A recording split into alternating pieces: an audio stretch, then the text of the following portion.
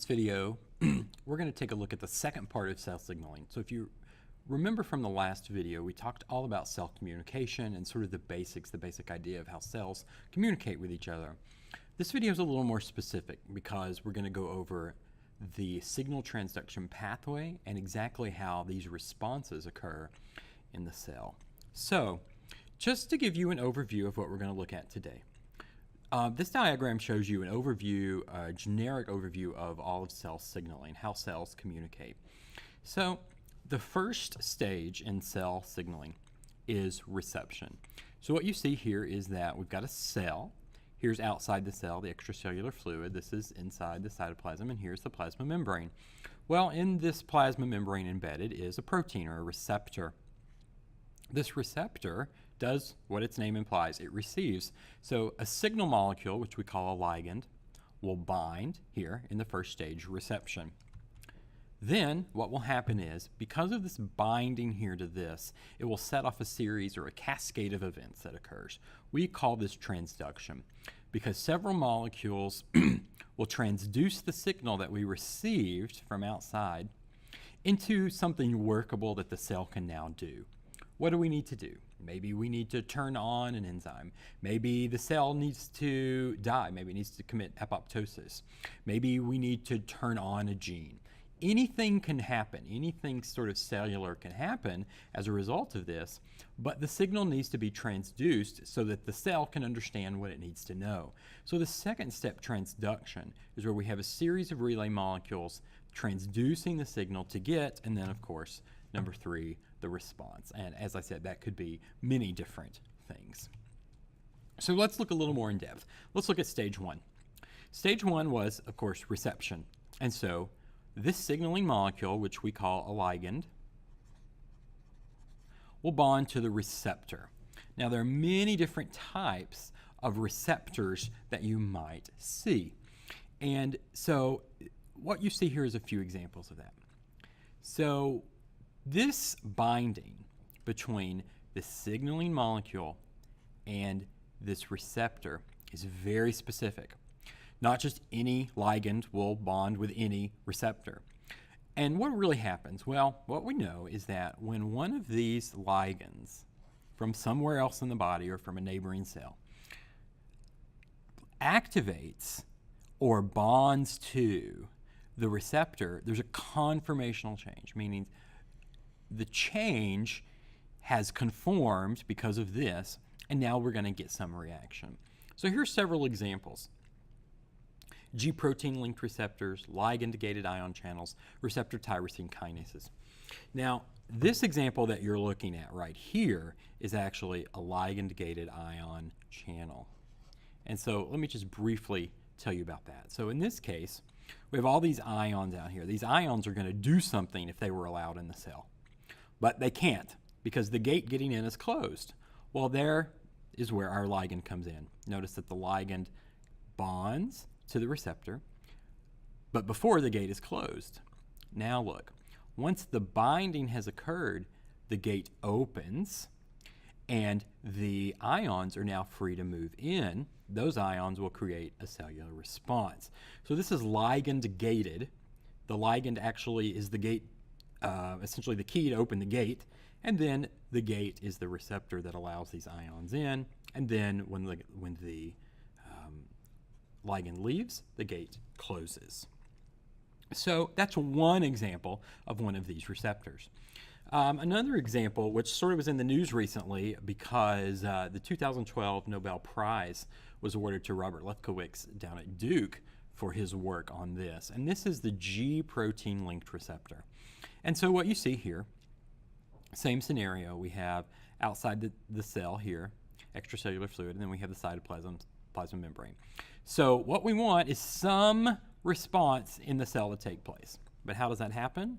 Well, what we see is that we have a signaling molecule, a ligand, that binds to this G protein coupled receptor.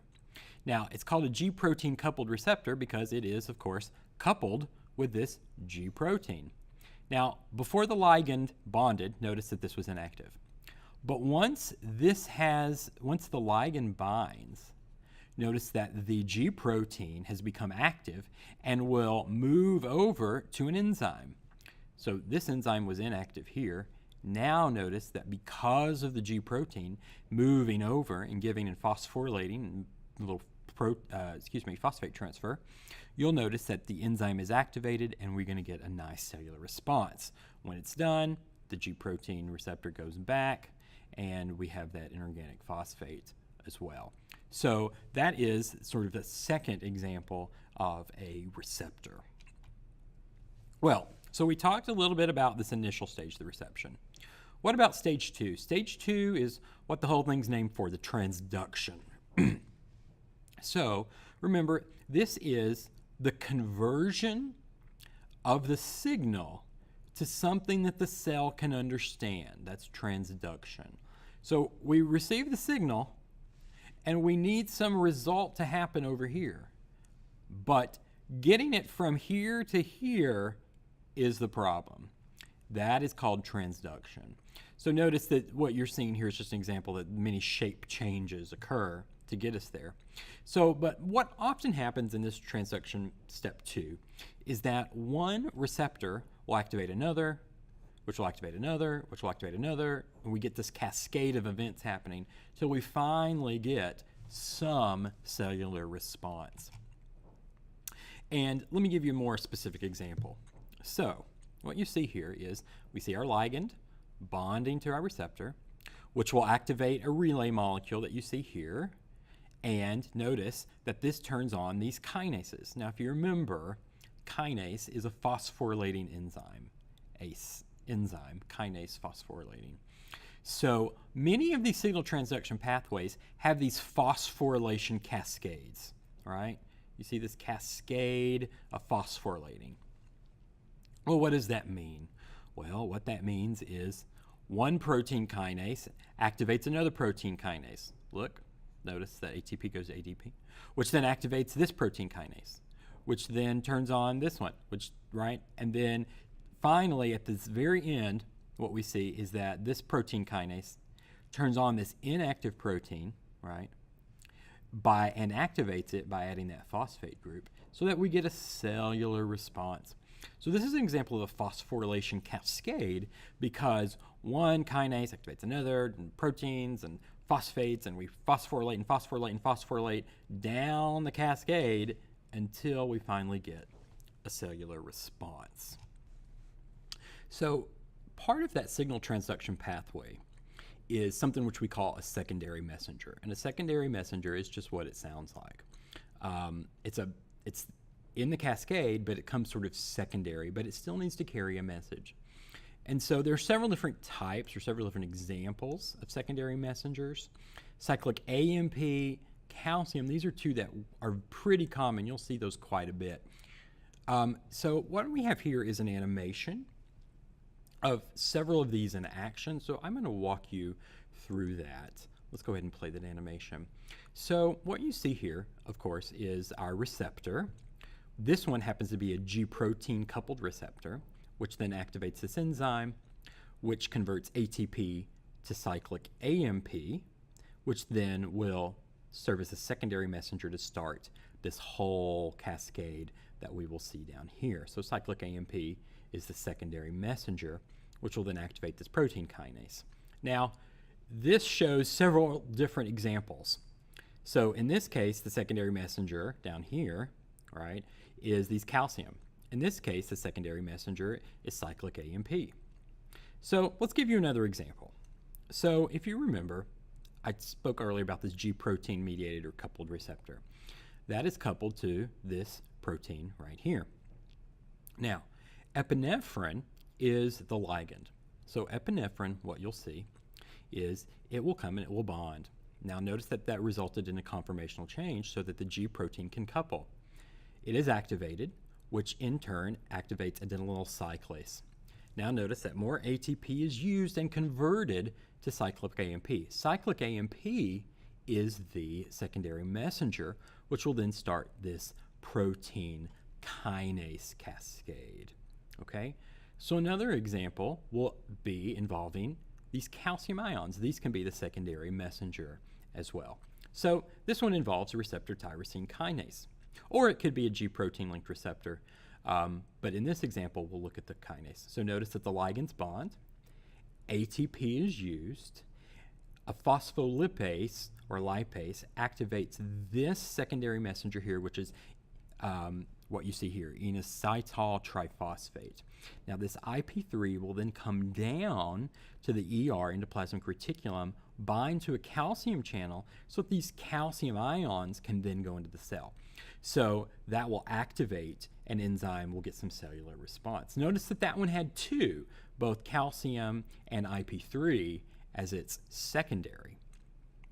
So here we see another example of our G receptor. CAMP is the secondary messenger. Now notice this.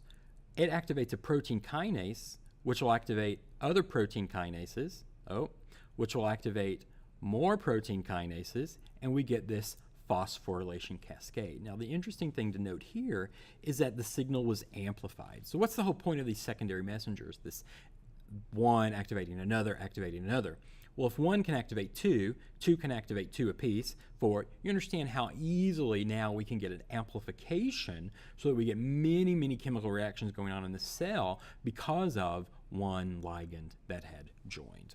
So that was pretty fast and pretty complicated, but hopefully you're starting to get an idea about how this cell communication stuff really works.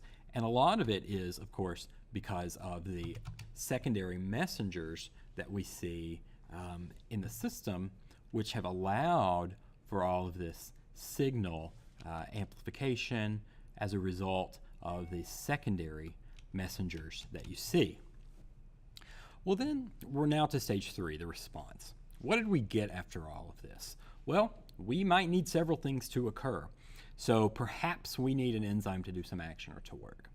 Maybe we need to rearrange the cytoskeleton a bit. Maybe it's time for the cell to divide and we need mitosis to occur. We need some cytoskeleton movement. Maybe we need to turn on a gene, right? So part of a gene needs to be transcribed to messenger RNA, which will then be translated and make some protein. In fact, in this example, that's what you're seeing. You're going to see transcription of this messenger RNA. It's going to transcribe the DNA and make some messenger RNA. So in other words, we need a particular gene turned on so that we can have some particular protein made. Well, what you see here is the whole event has happened. You saw the growth factor, the ligand, join to the receptor, which then initiated a phosphorylation cascade. This was the transduction part. Then something, as an end result, maybe this protein here, went into the nucleus, which activated a transcription factor. In other words, we turned transcription off. It wasn't active, but now it's been activated, so something will probably have a phosphorylation or something to bind to an enzyme that's then going to transcribe this area of the gene so that we can make a protein, so that we can get something as a result. So this third step is the response.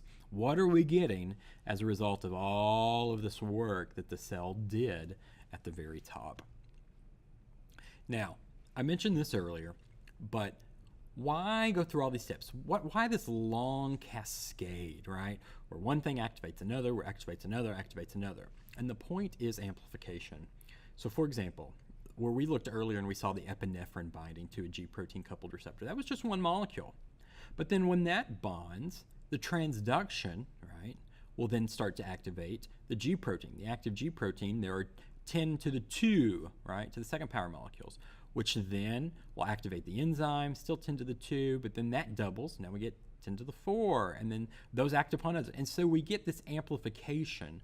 We get this very large amplification and essentially movement of these kinase enzymes. And by the time we're done, look, we have 10 to the 6 molecules, where we only started with 1. So the amplification is the key here. All of this activating and cascades is so that we get a big response in the cell from just one original molecule. Now, what about when we're done?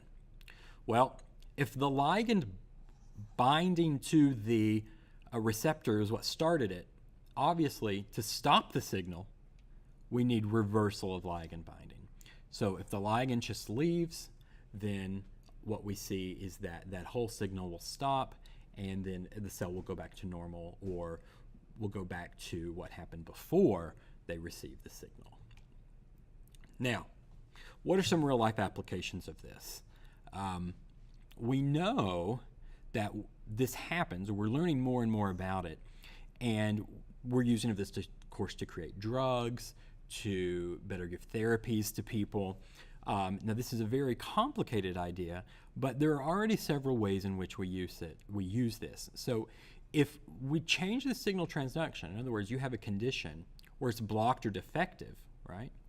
The results can be very bad, or they can be good. We can use them for our benefit.